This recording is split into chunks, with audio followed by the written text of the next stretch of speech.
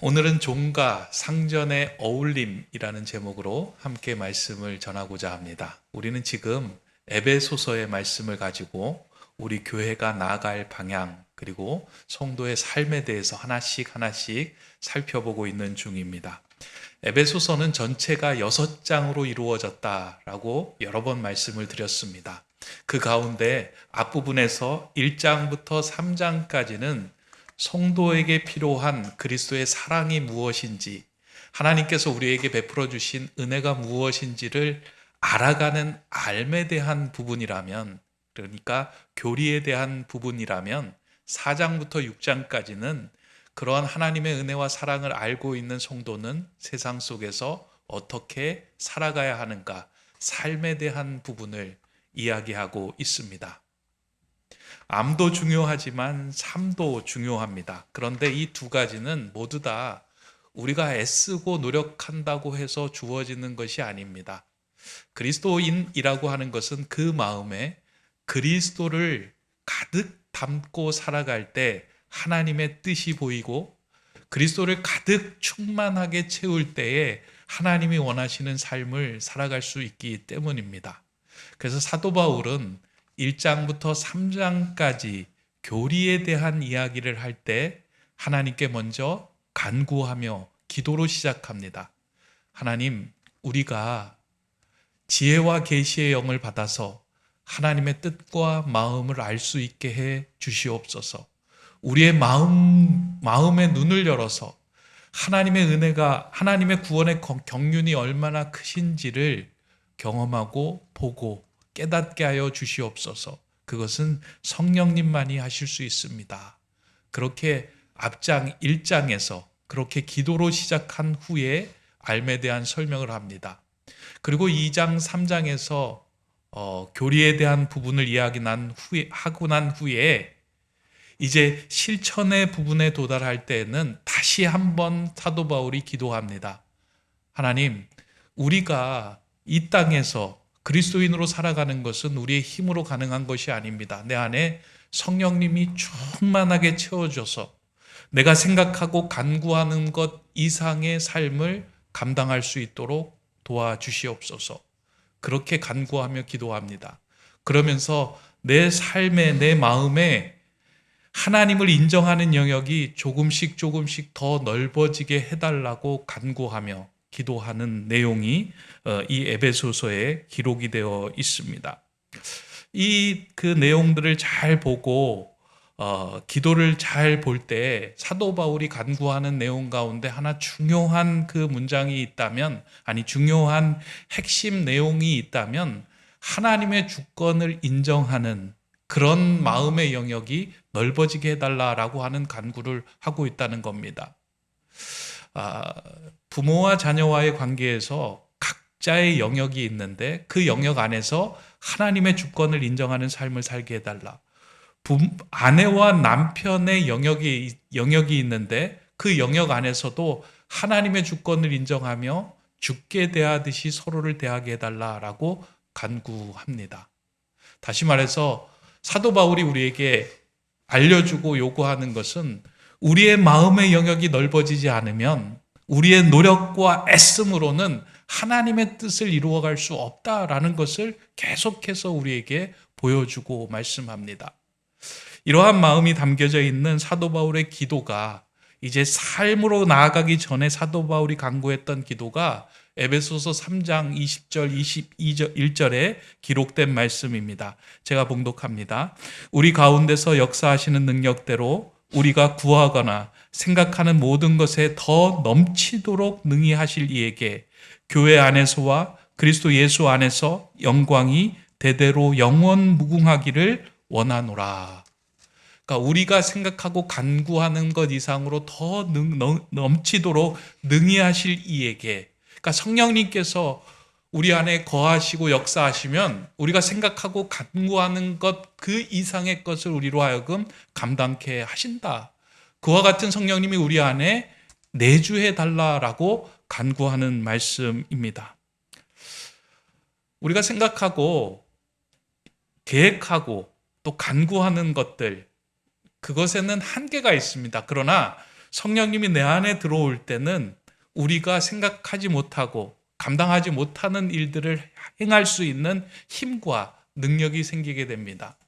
이게 초기 그 교회, 우리나라 한국의 초기 교회사의 역사를 보면 많은 사람들이 성경을 읽다가 또 예배를 드리다가 또 하나님과의 아름다운 관계를 맺다가 마음속에 큰 울림을 경험하고 이와 같은 일들을 행한 일들이 참 많이 나옵니다. 그 가운데 한 일화를 소개하면 1900년도에 강화도의 강화중앙교회에서 있었던 일이라고 합니다. 당시에 남편을 먼저 떠나보낸 교인 가운데 이제 김씨라고 하는 여인이 있었는데, 이 여인은 자식은 없었지만 재산이 넉넉하여 복섬이라고 하는 한 여종을 데리고 살았습니다. 그 여종과 함께 살아가던 중에 늦은 나이에 예수님을 알게 됐고 예수님을 영접하게 됩니다. 그러면서 이전에 배우지 못했던 한글도 깨우치면서 조금씩 성경을 읽어나갑니다. 그 성경을 읽어나가는 기쁨 가운데 어느 하루는 성경을 읽어가던 중에 마태복음 18장 18절의 말씀에서 그의 눈길이 멈추어지게 되었습니다. 그 말씀이 이러한 말씀입니다. 진실로 너희에게 이르노니 무엇이든지 너희가 땅에서 매면 하늘에서도 매일 것이요 무엇이든지 땅에서 풀면 하늘에서도 풀리리라. 그러니까 이 구절을 읽는데요, 매이고 풀리고, 이 구절이 이 김씨 여인의 마음에 큰 울림으로 다가온 거예요. 그러면서 자신의 상황을 보니까 자신의 상황 가운데 복섬이라고 하는 그 여종이 자신 안에서 매이고 자신 안에서 갇힌 여종처럼 살아가는 그 모습이 그의 눈에 들어온 것입니다. 그래서 그는 교인들이 모인 곳에서 이러한 말을 하게 됩니다. 성경 말씀을 보니 우리 주인은 하늘에 계시고 우리는 다 같은 형제라. 어찌 내가 하나님 앞에서 주인 노릇을 할 수 있겠는가? 또 내가 복섬이를 몸종으로 부리는 것이 이 땅에서 매는 것인즉 어찌 하나님의 복을 받겠는가? 이렇게 이야기하고는 문갑에서 그 복섬이라고 하는 그 여인의 종문서를 꺼내어 교인들이 보는 앞에서 불살라 버립니다. 그리고는 그 복섬이를 향하여 복섬아, 이제부터는 넌 내 종이 아니라 자유의 몸이 되었다. 내가 원하는 대로 나가도 되고 무엇이든지 해도 된다. 그렇게 이야기하자 이 복섬이가 놀라서 말합니다. 제발 집에서만 내쫓지만 말아달라고 요청을 합니다. 이에 김씨 부인은 눈물을 흘리면서 매달리는 그 복섬이를 양녀로 받아들이기로 작정합니다. 양녀로 입양된 이 복섬이는 그 순간부터 더 이상 종이 아닌 자녀의 신분으로 더욱 정성을 다하여 김씨 부인을 사랑으로 섬기게 됩니다. 김씨 부인 역시 늙음하게 생긴 양녀로 인하여 더욱더 행복한 삶을 살아가게 되었다는 것입니다. 이것이 우리 교회사에서 있었던 일입니다. 성령님과 동행할 때 이전에는 생각하지도 못하고 감당할 수 없었던 일들이 우리 안에서 생겨나고 우리는 그 일을 실천해낼 수 있는 힘과 용기를 얻게 됩니다. 하나님을 믿는 자들은 기존에 행했던 그 습관, 이전에 육체에 속했던 그 생활을 그대로 유지하며 그냥 하나님을 믿는 것이 아니라 이전에 행했던 육체의 습관, 육체의 사람이 입었던 옷을 벗어버리고 새로운 신분, 새로운 습관으로 살아가는 삶이 그리스도인의 삶입니다. 에베소서 후반부에서 계속해서 그리스도인의 삶을 요청하고 있는 내용은 그 삶입니다. 옛사람에 속한 삶을 살지 말고 새 사람의 신분에 걸맞는 삶을 살아라. 그 새 사람의 신분은 무엇이냐? 부부의 관계에서 아내는 아내대로, 남편은 남편대로 서로를 주님에게 대하듯이 그렇게 존중하며 대하는 삶, 그 삶을 살아갈 때 그 삶의 영역에서 하나님께 영광을 돌리는 삶이 된다. 부모와 자녀와의 관계에서 어느 자리에서 서로가 주체가 되려고 하는 것이 아니라 주님의 마음으로 서로를 바라볼 때 그 영역에서 하나님이 주인 되시는 삶을 살아가게 된다라고 말씀하는 것입니다. 그러한 가운데 오늘 본문은 이제 이 관계를 넘어서서 마지막에 종과 상전의 관계에서도 그 영역에서도 하나님이 주인 되심을 인정하는 삶을 살라라고 말씀합니다. 종과 상전의 관계는요, 어떻게 보면 부부와의 관계는 사랑의 약속으로 맺어진 관계예요. 그리고 부모와 자녀의 관계는 혈연으로 맺어진 관계죠. 종과 상전의 관계는 무엇으로 맺어졌을까요? 돈으로 맺어진 관계입니다. 그러다 보니까 사람이 서로 소홀하거나 무시하게 상대방을 대할 수 있는 그 영역에 속한 관계가 종과 상전의 관계예요. 그러니까 수단으로 대하기도 하고요. 눈가림을 할 수 있는 그 관계가 종과 상전의 관계예요. 그런데 오늘 성경에서는 그리스도인이라면, 주님을 믿는 사람들이라면 종과 상전의 관계 속에서도 각자의 영역에서 주님을 인정하는, 하나님의 주권을 인정하는 삶을 살아가라라고 말씀합니다. 이전까지는 이 본문을 읽을 때, 종과 상전의 관계는 이미 이제는 종이라는 노예제도가 폐지되었고 종이 없는 것 아닌가, 우리와 관련이 없는 말씀이 아닌가라고 생각하며 이 말씀을 그냥 지나치듯이 읽고 넘어가는 경우가 종종 있었습니다. 그런데 곰곰이 생각해 보면 사실은 이 종과 상전의 관계는 오늘날 많은 사람들이 일상 속에서 살아가는 그 관계를 이야기하고 있습니다. 왜냐하면 오늘 일상 속에서 직장을 가지고 살아가는 많은 사람들은 다 돈으로 연관된 그 관계 안에 들어가서 행동하고 직장 일을 하고 있기 때문입니다. 때로는 고용주로, 때로는 고용인으로 살아가고 있습니다. 어떤 사람들은 상황에 따라서 갑이 되기도 하고 을이 되기도 하고, 을의 자리에서 또 갑이 되기도 하고 을이 되기도 하고, 이런 묘한 관계 속에서 살아가고 있는 것이 오늘 우리의 모습입니다. 실제로 로마 제국 시대의 종이라고 할 때 우리는 단순히 한 가정에서 그냥 육체적인 노동을 하는 사람만 종이라고 불렀던 것이 아니고요, 그 종의 범위가 다양했다고 합니다. 그래서 로마 제국에서 종이 얼마나 많았는가, 그것을 이제 기록한 통계를 보면 가장 많았을 때의 숫자를 6천만 명이 된다라고 이야기를 하고 있는 그런 기록이 있습니다.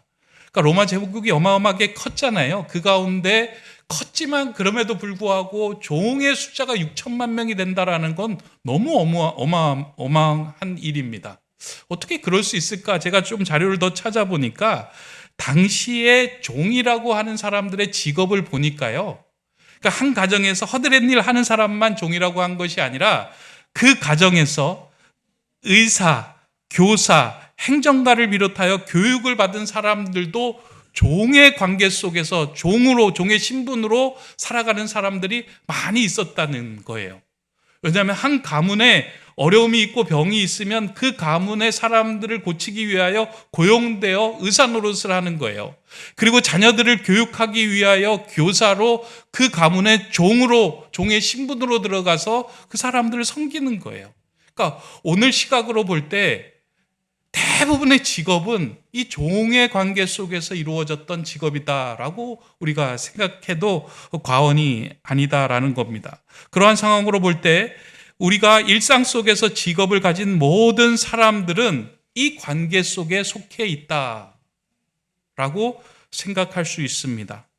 그렇게 오늘 이러한 관계 속에서 살아가는 오늘 우리 그리스도인들은 그 일터의 영역 속에서, 삶의 영역 속에서 어떠한 자세, 어떠한 마음으로 살아가야 하는가, 이에 대해서 이제 바울은 종과 주인의 관계를 논하면서 종의 자세와 주인의 자세를 각각 구분하여 몇 가지 당부의 말씀을 합니다.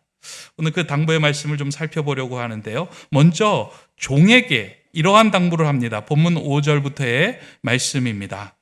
종들아, 두려워하고 떨며 성실한 마음으로 육체의 상전에게 순종하기를 그리스도께 하듯 하라. 눈가림만 하여 사람을 기쁘게 하는 자처럼 하지 말고 그리스도의 종들처럼 마음으로 하나님의 뜻을 행하고 기쁜 마음으로 섬기기를 주께 하듯 하고 사람들에게 하듯 하지 말라. 종에게 주는 메시지가 모든 주인을 섬길 때에 눈가림만 하지 말고 죽게 하듯 하라라고 이야기를 해요.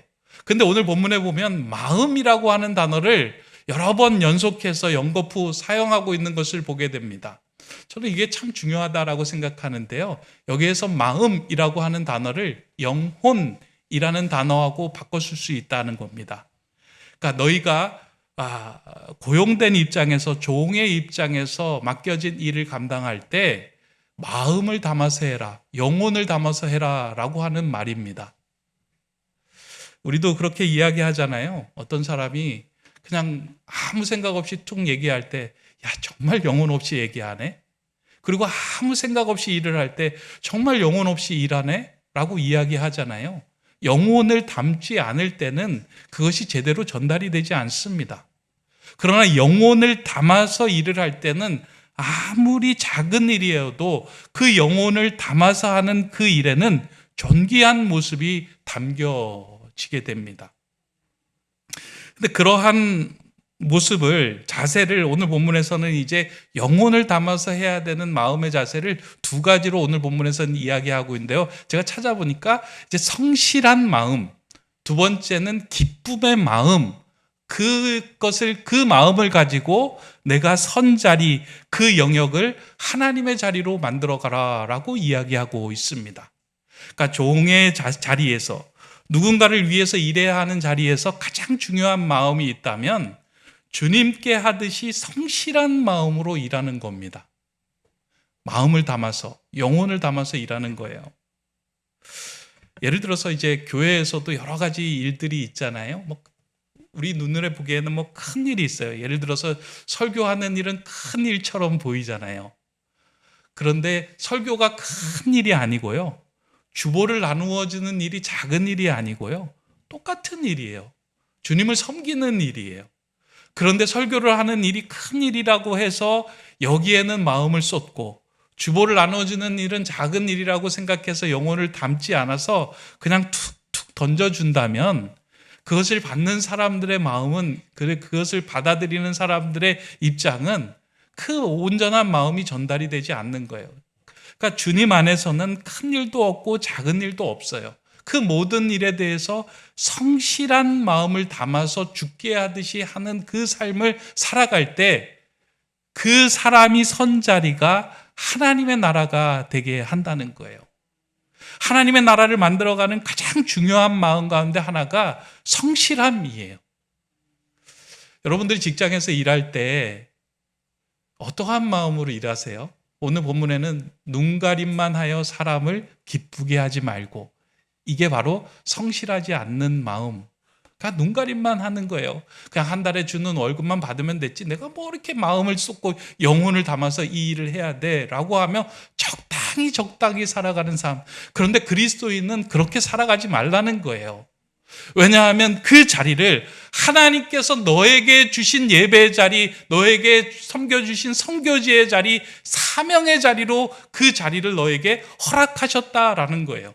그러면 그 자리 자체가 존귀한 자리이고 귀한 성직의 자리예요.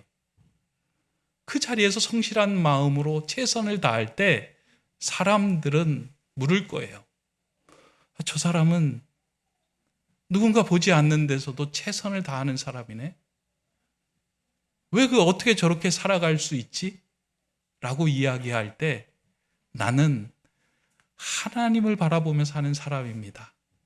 사람들이 보지 않지만 하나님이 보고 계심을 나는 인정하기에 이 일에 최선을 다하며 살아갑니다 라고 그것을 말할 수 있다면 그 어떤 설교보다, 그 어떤 예배보다, 그 어떤 전도보다 가장 아름답고 복된 삶을 그 자리에서 살아가는 것입니다. 저는 오늘 예배하는 여러분들이요, 여러분의 삶의 자리, 일상의 자리에서 이 성실함으로 살아가는 그런 은혜가 있기를 간절히 기도하고 소망합니다.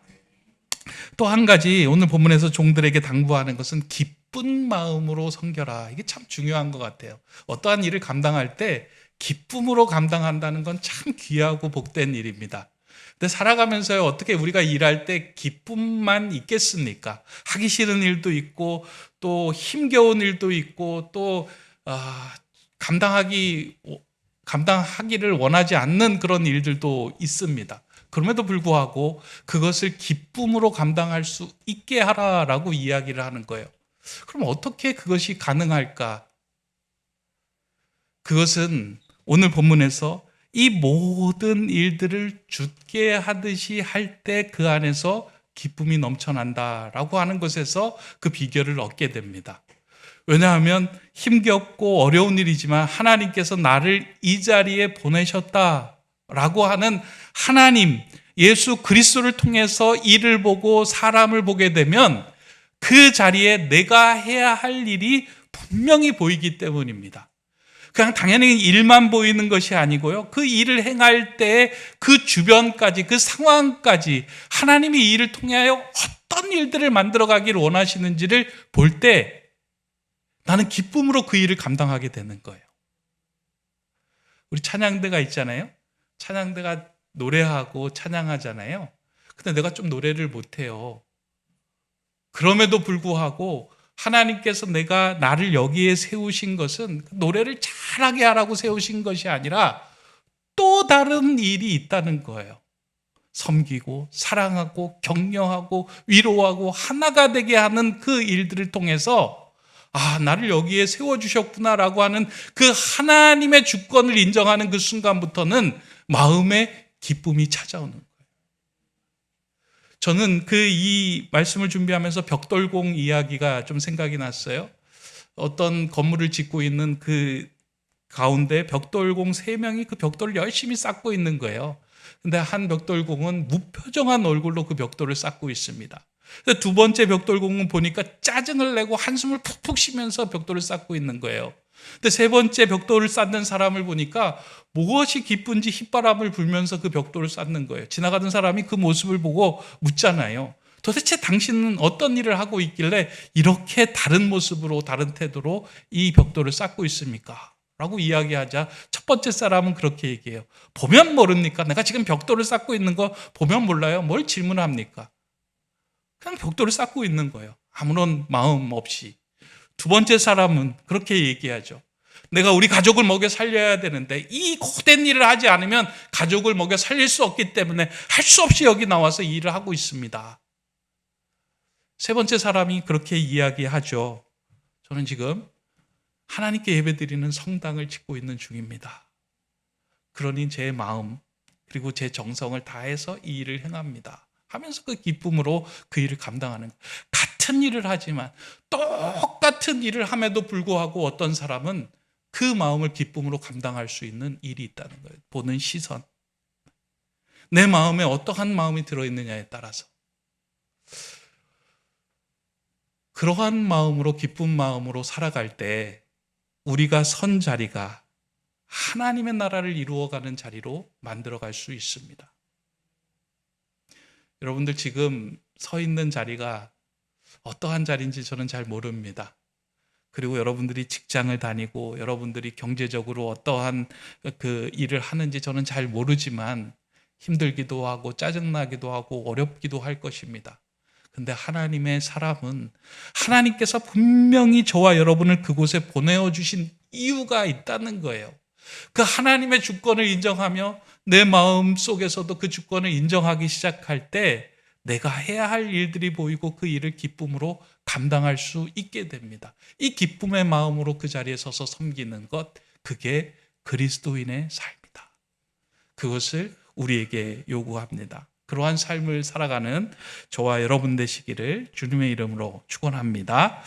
이제 마지막으로 종들에게 이러한 당부를 마친 후에 상전에게도 당부를 하죠. 오늘 본문 9절의 말씀입니다. 함께 읽어보도록 하겠습니다. 상전들아, 너희도 그들에게 이와 같이 하고 위협을 그치라.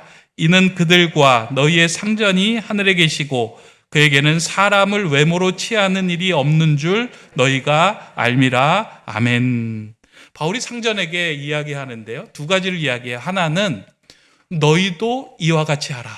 그러니까 종에게 했던 이야기 그대로 너희도 주인도 종에게 대할 때 주께 대하듯이 하나님의 주권을 인정하는 마음으로 소중하게 여겨라라고 이야기를 합니다. 너무나도 중요하죠. 고용주가 고용인을 바라볼 때 그 사람을 인격 그대로 주님을 대하듯이 대하는 건 사실은 쉽지 않습니다. 왜냐하면 나에게 필요한 이윤을 창출해내기 위해서는 그 사람이 가지고 있는 스펙, 그 사람이 가지고 있는 능력치를 보아야 되는데, 그것에 부족하다 싶으면 당장 생각나는 것이 무엇이냐면 저 사람 필요 없어, 갈아치워야 돼 라고 무시하는 것이 우리의 마음에 너무 크게 작용하고 있기 때문이에요. 왜 내가 내 돈 주고 사람을 쓰는데 왜 저렇게 부족한 사람을 내가 감당해야 하는가라고 하는 마음이 우리 안에 너무 큽니다. 돈하고 사람하고 같이 보면서 돈을 중심으로 사람을 보고 있는 것들이 오늘 이 시대에 너무나도 만연한 시각이며 가치관이 된 거예요. 근데 돈을 중심으로 사람을 바라보지 말고 주님의 시선으로 사람을 바라보라. 사람을 도구나 수단으로 여기지 말고 존중하며 주님께 대하듯이 대하라 라고 주인에게 말하는 거예요. 이거는 오히려 종이 주인에게 행하는 것보다 주인이 종에게 행하는 것이 더 어려워요. 근데 그리스도인이라면 이와 같은 삶을 살아갈 수 있어야 합니다. 하나님 우리에게 주시는 명령이고 하나님께서 우리에게 부탁하신 그 청지기적 사명이 그거예요. 그러면서 오늘 본문에서는 한 가지 더 이야기하는 것이 무엇이냐면 위협을 그치라 라고 이야기합니다. 여기에서 이제 갑질이 나온 거죠. 요즘 말로 이야기하면 갑질. 갑질이 넘치는 사회입니다. 이거는 모든 공동체에 가보면, 그러니까 내가 조금만 더 우월하다고 생각하면 의리되는 사람에게 무엇인가를 강건하여 그 사람을 위협하고 그 사람을 주도하며 강압적으로 끌고 가려고 하는 마음들이 있는 거예요. 근데 그러한 위협을 그치고 서로 존중하며 형제처럼 여기며 살아가라라고 이야기합니다. 왜 갑질을 할까? 갑질을 할 때는 내가 가지고 있는 능력이 나에게로부터 나온다라고 생각하기 때문이에요. 그런데 하나님께서 나에게 위임하시고 허락해 주신 선물이다라고 온전히 하나님의 주권을 인정할 때 그 갑질이 사라져요. 왜냐하면 하나님 내게 선물로 주신 거예요. 선물 받은 사람이 자랑할 게 있겠어요. 경제도 선물이고 재능도 선물이고 지식도 선물이다라고 생각하면 그것으로 다른 사람들을 더 잘 섬길 수 있도록 그 은혜를 주신 것인데 왜 갑질을 합니까? 그런 이야기가 오늘 바울이 우리에게 전해주시는 메시지예요. 오늘 이 자리에서 예배하는 여러분들이 때로는 고용인으로, 때로는 고용주로 살아갈 수 있다라고 생각합니다. 근데 오늘 이 사도 바울의 그 메시지를 듣고 좀 여러분들이 새로운 사람으로, 새로운 신분으로 과감하게 그와 같은 일을 도전하고 또 여러분의 영역에서 그 영역에서 하나님의 주권을 인정함으로 그것을 하나님의 나라로 만들어가는 것, 이게 너무 중요한 거예요. 오늘 그리스도인들에게 부족한 모습이 있다면 일상의 영역에서 사람을 대할 때 주께 대하듯이 하지 않는 모습입니다. 교회 오면 그래도 괜찮아요. 교회 와서 서로를 대할 때는 그냥 웃고 또 넘어갑니다. 일상의 영역으로 딱 들어가는 순간, 돈하고 관련된 그 관계 속으로 딱 들어가는 순간 우리는 그리스도인인지 아닌지를 구분하기가 어렵습니다. 고용주도 그렇고 고용인도 그렇고 그 어떤 사람들도 그리스도의 향기가 나지 않고 그리스도의 선함이 배어나오지 않습니다. 근데 오늘 본문에서 그렇게 얘기하잖아요. 부부의 관계에서, 부모와 자녀의 관계에서, 이제 돈으로 엮어진 그 종과 상전의 관계에서도 하나님을 인정하고 하나님의 주권을 인정하는 그러한 삶을 너희가 실천하며 살아가라. 그것이 그리스도인으로 새로운 신분으로 살아가는 자의 자세이며 모습이어야 한다.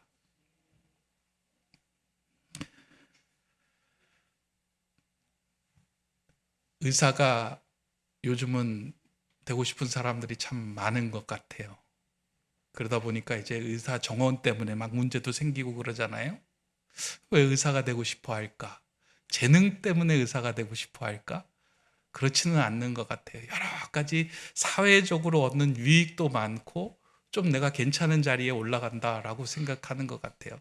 근데 막상 그 의사의 자리에 오르게 되면 정말로 하나님께서 그 의사의 손길을 통해 사람을 섬기고 살리고 이 중요한 본질을 놓치고 내가 높은 자리에서 내가 만나는 사람을 함부로 대하는 일들이 많아지는 거예요. 이건 의사뿐만 아니라 뭐 어떤 공무원이나 어떤 정치가나 어떠한 자리에 조금이라도 높은 자리에 올라가는 그 사람들에게 나타나는 모습입니다. 그리스도인은 그 높은 자리를 주신 하나님의 주권을 인정하며 가장 낮은 자리로 내려가는 자가 그리스도인이에요. 예수님은 가장 높은 자리에서 가장 낮은 자리로 오셔서 우리를 섬겨주시고 우리에게 생명을 내어주셨어요. 하나님은 그를 가장 높은 자리로 올려주셨어요. 성도는 가장 낮은 자리에서 다른 사람들을 섬길 줄 아는 그 마음을 품고 살아가야 합니다. 오늘 이 말씀을 저와 여러분들의 마음에 새기며 여러분의 일상의 영역에서 그 모든 섬김으로 하나님의 나라를 일구어가는 저와 여러분 되시기를 주님의 이름으로 간절히 축원합니다. 기도하겠습니다. 사랑의 하나님, 삶의 모든 영역에서 하나님이 주인이심을 인정하며 살아가기를 소망합니다. 내게 허락하신 영역에서 만나는 모든 일과 사람들을 주님 대하듯이 성실한 마음과 기쁨의 마음으로 감당하는 자 되게 하여 주시옵소서. 오직 우리의 상전은 하나님이심을 인정하며 작은 일에도 마음을 담게 하시고 그 어떤 상황 속에서도 사람을 수단으로 여기지 않고 죽게 하듯이 소중히 여기는 자 되게 하여 주시옵소서. 우리를 늘 새롭게 하시고 성령으로 충만케 하시는 우리 주 예수 그리스도의 이름으로 기도드립니다. 아멘.